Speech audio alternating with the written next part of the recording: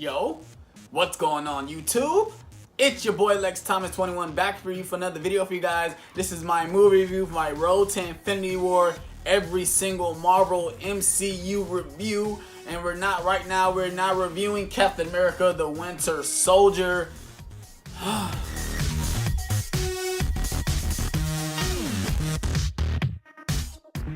This movie is freaking fantastic. It's directed by the Russo brothers, aka Joe Russo and Anthony Russo. Produced by Kevin Feige. Starring Chris Evans, Sebastian Stan. You have Anthony Mackie. You have Scarlett Johansson.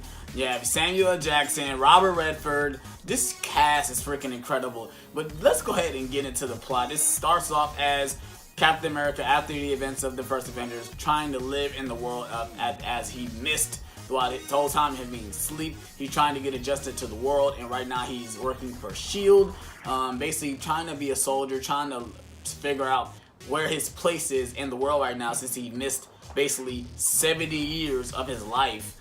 And I think that kind of makes this movie even 10 times better, because he's kind of a fish out of water person, because he hasn't experienced anything since the past 70 years. So he's trying to catch up with everything. I love the dynamic between him and Winter Soldier. I love the dynamic between him and Scarlett Johansson. I love the dynamic between him and Falcon. Just the character dynamic between each character in this movie is freaking fantastic. And I go ahead and, like I was talking about Chris Evans. Chris Evans just does an amazing job as Captain America in this movie. He's so demanding on screen. He really brings a presence on screen, and his chemistry between him and Scarlett Johansson is freaking incredible. I freaking loved their chemistry. It was everything I wanted to be within this movie, especially after the first Avengers, because it's crazy when you see them in the first Avengers and see them in this movie together. It just felt like it was a perfect mix for them to be together. Now I want to go ahead and get into the direction, and shout out to the Russo brothers. They also directed Civil War. They're now directing the final two, the Avengers 3 and 4, and it really makes me feel good, because if you look at this film and Civil War, they both have a big wide variety of characters in them, and they know how to balance each character in the movie to give them enough screen time. And I love that they're able to do that and give levity to each character. Like specifically Falcon and Captain America, you feel like they're both main characters in this story in regards to how big of a character Falcon is and how much screen time he's given. You feel like he's really a very important character in this movie, especially for Cap, because he's kind of the end for Cap, trying to tell him, like, you know, do you really want to do this? Anthony Mackie, he really wanted to be in a Marvel movie so bad, but I think him playing as Falcon is the perfect casting for him as well. I just love everything about this movie. Now, this is probably the most important MCU film. I'm going to get into some spoilers, so if you haven't seen this movie, wherever you've been living under a rock. This movie is about 4 years old, so I don't know where you've been.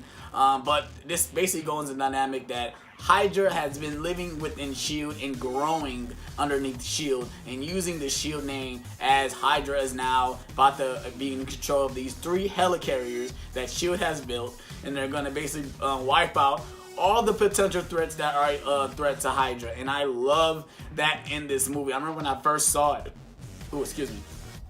I did not think something like that was going to happen. I just sat there with a massive, like, wow. They really flipped the switch, and this is a very important film for everyone. It's just, especially for the MCU, this is a very important film for Captain America, for every single character in this movie.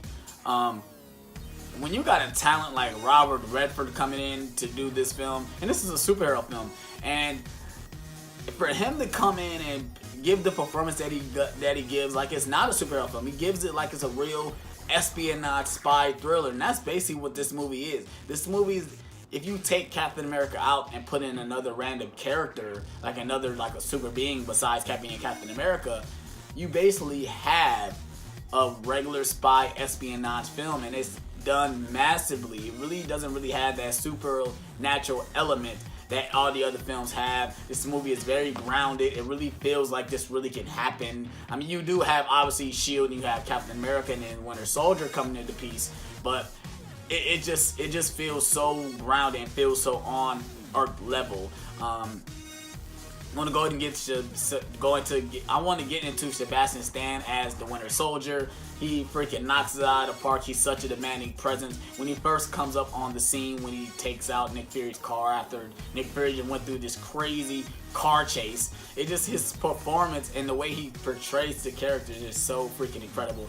I want to go ahead and get into the action sequence. Now we're right here. Obviously, the first sequence is the boat sequence where Captain America's infiltrating the boat. And it's just freaking incredible. He's like a freaking, he's like James Bond times 2.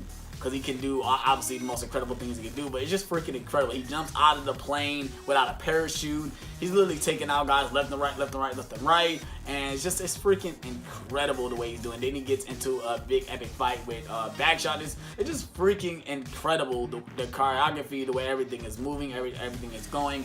Then we get into the next action sequence with Nick Fury getting chased by these cops. And it's freaking incredible. It's filmed in Cleveland, obviously. It was filmed in Cleveland. I live in Cleveland, if you guys did not know that. And it's a freaking incredible, it's just an amazing action sequence that we get to get in a superhero movie like this. And it didn't really feel like a superhero movie at that point in time. It just felt like a action thriller at that point in time. And just all the action sequences are really well thought out. And getting into the climax is really incredible as well. Like getting the introduction of seeing Falcon in the costume is freaking incredible. Now where I rank this in my movie review, my ranking of all the movies, this is definitely in the top 5. I will be giving all my rankings for all the MCU movies in my Nerd Talk when me and John are reviewing when we're reviewing Infinity War. So I hope you guys are ready for that. If I had to rate this, is definitely a 9.5 out of 10. I really can't see anything wrong with this film. It's just, I literally watched it probably like 3 times, like back to back to back. I think I watched it twice in one day just because it's that watchable. This movie, you can literally pop it in and just watch it as a regular film if it's not tied into anything else. It's just that incredible. You got to give credit to the Russo Bros. They were known for doing comedy on TV. They done Arrested Development, and they did Community. And for them to come on and do a film like this that was so surprisingly amazing, you got to give Kevin Feige and the Russo Bros props, because if it wasn't for that, for Kevin Feige and Marvel to let the Russo Bros come in and do a film like this and be so different and so out of this world, and it works, I gotta give them props, man. And this is a very incredible film. It's definitely on the Dark Knight type level of incredible superhero films. And that's it for my review. Hope you guys enjoyed it. Please tap the like button. Please subscribe for more. More movie reviews will be coming in the near future. More MCU reviews will be coming as well. Hope you guys are ready for that. Please tap the like button. Please subscribe for more. And I'm out on this one, you guys. Peace.